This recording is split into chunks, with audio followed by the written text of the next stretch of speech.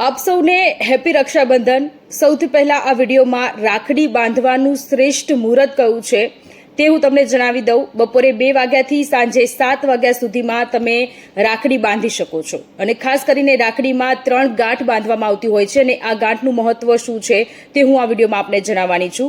રાખડીની પહેલી ગાંઠ ભાઈના જીવન માટે હોય છે કે કહેવાય છે કે રાખડીની પહેલી ગાંઠથી ભાઈનું આયુષ્ય લાંબુ થાય છે, લાંબુ જીવી શકે છે। રાખડીની બીજી ગાંઠ હંમેશા બહેનના લાંબા આયુષ્ય માટે માનવામાં આવે છે।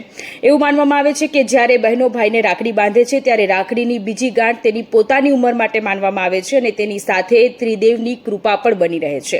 ત્રીજી ગાંઠની વાત કરીએ તો રાખડીની ત્રીજી ગાંઠ ભાઈ અને બહેનના સંબંધોમાં મધુરતા અને સુરક્ષા લાવનાર માનવામાં આવે છે, જેના કારણે બંનેના પવિત્ર સંબંધો મજબૂત હંમેશા માટે રહેતા હોય છે। ઘણા બધા લોકો એવા પણ છે કે જેમને ભાઈ નથી, એ લોકો તેમના પિતા અથવા તો પિતૃદેવને અથવા તો કળશને રાખડી બાંધી શકે છે। ફરી એક વખત આપ સૌને હેપી રક્ષાબંધન।